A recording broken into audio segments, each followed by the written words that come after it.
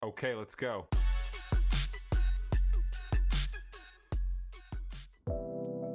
오늘은 국어 선생님들이랑 밥을 먹고 출근을 하고 있습니다. 선생님들끼리 밥을 먹으면 보통 진짜 많은 얘기를 하는데 그중에 대부분은 아이들에 관한 이야기를 하죠.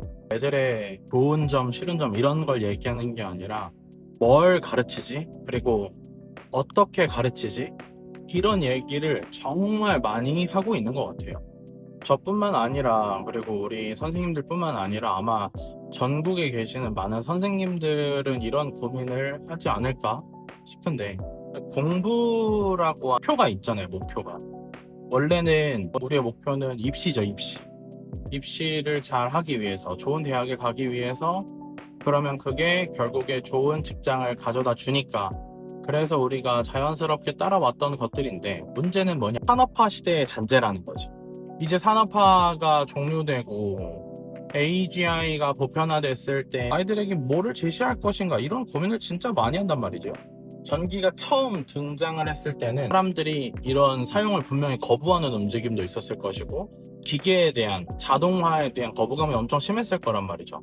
근데 결국 사회는 어떻게 흘러가냐, 이 전기라는 활용해서 어떤 발명품을 만들고 어떻게 사람들의 문제를 해결할 수 있는지에 초점을 맞추는 산업으로 넘어갔다. 그럼 우리가 인공지능을 아무리 거부하고 거부해도 결국 AGI가 정말 보편화돼서 인간의 기본적인 지식 수준, 지능 수준이 정말 높아진다고 하면, 그걸 활용한 그 이후의 어떤 발명품들이 다양화되는 때를 잘 살아가는 아이들이 돼야 한다는 거란 말이에요. 결국에는 프롬프트 기반의 그런 인공지능을 쓰다 보니, 프롬프트를 잘 쓰는 법, 명령어를 잘 만드는 법, 이런 다양한 방식들에 대해서 우리가 논의를 해보지. 제가 아무튼 생각을 해보니, 그럼 우리가 지금 국어, 영어, 수학, 과학 이런 교과목들을 가르치고 있는데, 교과목들을 가르치는 것이 과연 유의미하냐를 물어봤을 때 나도 확신이 없는 거야. 수학 문제 지금도 챗GPT 돌리면 1분 만에 다 풀어주고 하는데, 그러니까 수학을 공부하는 게 지금 2026년만큼 2050년에도 중요할까? 이런 고민들을 계속 해보는 거죠. 지금 우리 아이들이 성인이 되고 사회의 중심이 좀 되었을 때. 그 피아노를 쳐보신 분들은 아시겠지만 한홍이라는 걸 하잖아요. 한홍은 연주곡이라기보다는 손가락을 푸는 용도죠. 아마 이제 우리가 가지고 있는 교과목들은 그런 우리의 머리를 풀어주는 용도가 좀 되지 않을까? 저는 생각을 합니다. 어쨌든 다시 돌아가서 아까 말씀을 드렸던 우리가 가르치고 있는 국어, 영어, 수학, 과학 이런 교과목들은 저는 사라진다고 생각합니다. 교육 서비스업에서는 사라지지 않을까. 그러면 첫 번째로는 이제 언어적 감수성이 저는 남을 것 같습니다. 언어적 감수성이나 아니면 문제 판단 능력, 이런 것들을 가르쳐야 될 것 같아요. 그 다음에 또 그냥 단순한 수학이 아니라 수학적 사고 능력, 즉 모델링 능력이 좀 필요하다. 어떤 문제를 해결하는 그 위에서는 모델링 능력이 좀 필요하다. 그 다음에 또 단순한 독해를 연구하는 게 아니라 텍스트를 의심하는 능력이 되게 중요할 것 같아요. 요즘에 아이들이 뭐 어떤 질문이나 궁금한 게 있었을 때 검색을 하죠. 구글을 쓰기도 하고 네이버를 쓰기도 하죠. 그런데 요즘 검색해 보신 분들은 아시겠지만 맨 위에 AI 모드가 있어요. 그래서 처음에 내가 궁금한 걸 검색하면 AI 모드로 답변이 나와요. 애들이 그 AI 모드를 의심을 안 해. AI는 틀릴 수 있다라는 생각, 어린 친구들일수록, AI 네이티브 세대에 가까운 친구들일수록 그 의심을 잘 안 하더라고. 그리고 의심만 하면 뭐예요? 의심을 하고 판단을 해내야 될 거 아니에요.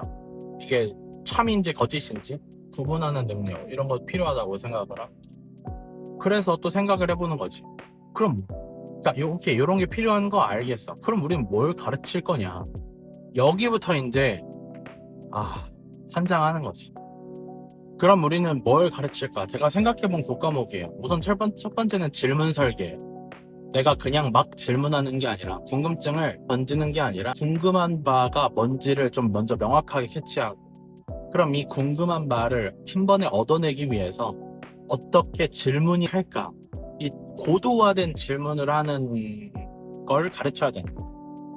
그 다음에는 이제 플롯, 서사를 구성하는 능력이죠. 가지고 있는 어떤 논리라는 게 생길 거 아니에요. 그럼 그 논리를 설득력 있게 다시 재구성해서 전달을 해줘야 돼요. 플롯, 서사를 구성하는 것도 또 가르쳐야 되는 거죠. 그 다음에 아까 말했던 것처럼 판단과 검증, 의심하는 능력인 거죠. 텍스트를 의심하는 능력. 판단하고 검증하는 이런 능력도 가르쳐야 된다. 그 다음에 네 번째가 저는 어쩌면 가장 끝판왕이라고 보는데, 불확실성을 견디는 훈련이 좀 필요하다고 생각합니다. 불확실성일 수밖에 없는 시대죠. 지금은 과도기니까. 이게 옳은지 그른 건지, 가장 효과적으로 학습하는 방식은 이게 맞는지 아니면 틀린지, 우리보다 앞서서 경험해본 사람들이 없잖아요. 를 가르치는 것이 제가 생각한 새로운 교과목의 형태입니다. 그런데 국어, 영어, 수학, 과학 하라고 보낸 학원에서 이걸 가르치면 과연 학부모님들이 기능을 어떻게 하실까? 그리고 나는 일단 이 교육 서비스를 대가를 이제 받으면서 제공을 해야 되는데 이름을 뭐라고 지을 거야, 이름을. 그리고 애들은 또 어떻게 설득할 것이며, 토론이 가장 좋은 방법인 것 같기는 한데 그 토론을 잘 시킬 수 있을까?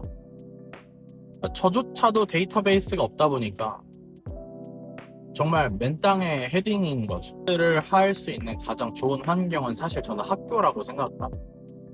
물론 학교 현장에 계신 선생님들이 정말 많이 고생하고 계시고 그런 것들을 너무 당연히 잘 알고 있지만, 우리 아이들의 미래를 생각한다면 정말 국가가 좀 나서서 그런 부분들을 해줘야 하는 것이 아닐까. 이야기들을 보통 선생님들이랑 만나서 많이 하고요. 오늘도 우리 국어쌤들이랑 만나서 브런치를 먹으면서 이런 수업에 대한 이야기를 했습니다.